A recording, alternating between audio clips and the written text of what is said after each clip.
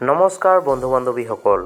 সূৰ্য হ'ল এটা প্ৰকাণ্ড অগ্নিপিণ্ড যাৰ উষ্ণতা প্ৰায় ৬,০০০ ডিগ্ৰী চেলছিয়াছ। এই প্ৰকাণ্ড অগ্নিপিণ্ডটো প্ৰধানতঃ হাইড্ৰজেন আৰু হিলিয়াম গেছেৰে পৰিপূৰ্ণ যদিও ইয়াত কিছু পৰিমাণে কাৰ্বন, নাইট্ৰজেন আৰু অক্সিজেনো পোৱা যায়। হাইড্ৰজেন আৰু হিলিয়াম গেছৰ ক্ৰিয়া বিক্ৰিয়াৰ ফলত সূৰ্যত এনেকুৱা এটা মধ্যাকৰ্ষণীয় বলৰ সৃষ্টি হয় যি বল বা শক্তিয়ে ৮টা গ্ৰহৰ উপৰিও বহুতো উপগ্ৰহ, গ্ৰহাণুপুঞ্জ অথবা মহাকাশত উপঙি থকা ডাঙৰ ডাঙৰ শিলৰ টুকুৰা, ৫২ গ্ৰহ, উল্কা আদিক নিজৰ ফালে টানি ৰাখিবলৈ সামৰ্থ্য হয়। সূৰ্যক কেন্দ্ৰ কৰি আমাৰ গ্ৰহ, উপগ্ৰহ, গ্ৰহাণুপুঞ্জ, উল্কা আদিক একেলগে আমি সৌৰজগত বুলি কওঁ। আমাৰ সৌৰজগতত মুঠ ৮টা গ্ৰহ আছে। তাৰে প্ৰথম ৪টা হ'ল শিলাময় গ্ৰহ আৰু পিছৰ ৪টা হ'ল গেছীয় গ্ৰহ। আহকচোন আমি গ্ৰহকেইটাৰ বিষয়ে কিছু কথা জানি লওঁ। সূৰ্যৰ পৰা প্ৰথম দূৰত্বত থকা গ্ৰহটোৰ নাম হ'ল বুধ। এই বুধ গ্ৰহৰ কোনো চন্দ্ৰ নাই। ইয়াৰ উষ্ণতা দিনৰ ভাগত প্ৰায় ৪৩০ ডিগ্ৰী চেলছিয়াছ আৰু ৰাতিৰ ভাগত ইয়াৰ উষ্ণতা হয়গৈ প্ৰায় -২০০ ডিগ্ৰী চেলছিয়াছ। বুধ গ্ৰহটোত ছ'ডিয়াম, মেগনেছিয়াম, হাইড্ৰজেন, অক্সিজেন আদি গেছ আছে যদিও ইয়াৰ পৰিৱৰ্তিত উষ্ণতাৰ বাবে এই গ্ৰহত জীৱ জীয়াই থকাটো অসম্ভৱ। সূৰ্যৰ পৰা দ্বিতীয় দূৰত্বত থকা গ্ৰহটো হ'ল শুক্ৰ। বুধৰ দৰে শুক্ৰ গ্ৰহৰো কোনো ধৰণৰ চন্দ্ৰ নাই। শুক্ৰ গ্ৰহৰ উপৰিভাগত ছালফিউৰিক এচিডেৰে আবৃত এখন মেঘ আছে যিয়ে সূৰ্যৰ তাপ ধৰি ৰাখে।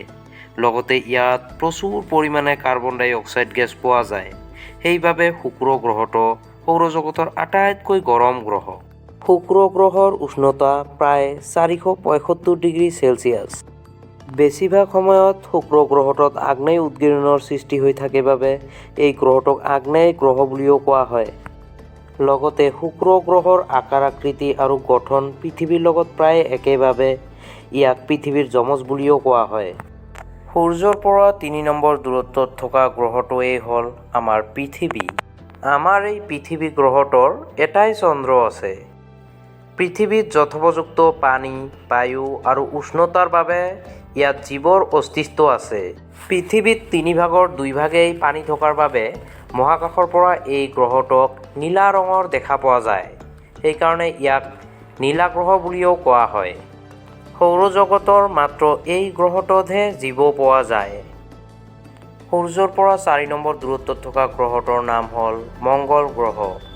মংগল গ্ৰহৰ মাটি বা শিল আইৰণযুক্ত অথবা লযুক্ত হোৱা বাবে এই গ্ৰহ মহাকাশৰ পৰা ৰঙা ৰঙৰ হোৱা দেখা যায়। মংগল গ্ৰহৰ ২টা চন্দ্ৰ আছে। এটাৰ নাম হ'ল ফবছ আৰু আনটোৰ নাম হ'ল ডিমছ। সৌৰজগতৰ আটাইতকৈ উচ্চতম পৰ্বত অলিম্পাছ মনস এই গ্ৰহতেই অৱস্থিত। অতীতত এই গ্ৰহত জীৱ আছিল নে নাই সেই সম্পৰ্কে বিজ্ঞানীসকলে অনুসন্ধান কৰি আছে। সূৰ্যৰ পৰা ৫ নম্বৰ দূৰত্বত থকা গ্ৰহটো হ'ল বৃহস্পতি গ্ৰহ। বৃহস্পতি হৈছে সৌৰজগতৰ আটাইতকৈ ডাঙৰ গ্ৰহ। ইয়াৰ চন্দ্ৰৰ সংখ্যা ৭৯টা। বৃহস্পতি গ্ৰহৰ গেনিমেড হৈছে সৌৰজগতৰ আটাইতকৈ ডাঙৰ চন্দ্ৰ।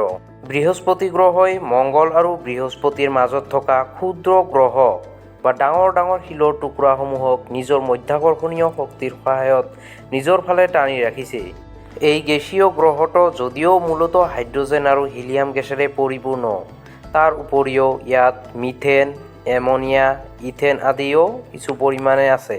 সূৰ্যৰ পৰা ৬ নম্বৰ দূৰত্বত থকা গ্ৰহটো হ'ল শনি গ্ৰহ। ই হ'ল আকাৰৰ ফালৰ পৰা দ্বিতীয় বৃহত্তম গ্ৰহ। শনি গ্ৰহৰ উপগ্ৰহৰ সংখ্যা বৃহস্পতি গ্ৰহতকৈও বেছি। শনি গ্ৰহৰ উপগ্ৰহৰ সংখ্যা ৮২টা যদিও ইয়াৰ ৫৩টাৰহে নামাকৰণ কৰা হৈছে আৰু বাকী ২৯টাৰ নামাকৰণৰ প্ৰচেষ্টা চলি আছে। শনি গ্ৰহৰ এটি উপগ্ৰহৰ নাম হ'ল টাইটান, যিটো সৌৰজগতৰ দ্বিতীয় বৃহত্তম চন্দ্ৰ বা উপগ্ৰহ। শনি গ্ৰহৰ চাৰিওফালে আবৃত ধূলি আৰু বৰফৰ টুকুৰাবোৰৰ বাবে এই গ্ৰহটো সৌৰজগতৰ আটাইতকৈ ধুনীয়া গ্ৰহ। ইউৰেনাছ হ'ল সূৰ্যৰ দূৰত্বৰ পৰা ৭তম গ্ৰহ। ই আমাৰ সৌৰজগতৰ আটাইতকৈ ঠাণ্ডা গ্ৰহ।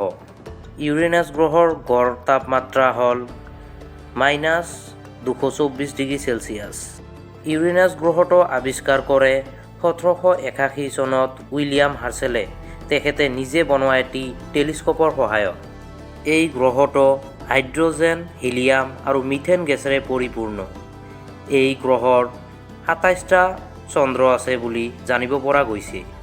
সূৰ্যৰ পৰা 8 নম্বৰ দূৰত্বত থকা গ্ৰহটোৱেই হ'ল নেপচুন। এই নেপচুন গ্ৰহটো হাইড্ৰজেন, হিলিয়াম আৰু মিথেন গেছেৰে পৰিপূৰ্ণ। এই গ্ৰহৰ 14টা চন্দ্ৰ আছে। ভিডিঅ'টোৰ নেক্সট পাৰ্টৰ বাবে সফিক লাৰ্ণিং চেণ্টাৰ নামৰ চেনেলটো ছাবস্ক্ৰাইব কৰি থ'ব। ধন্যবাদ।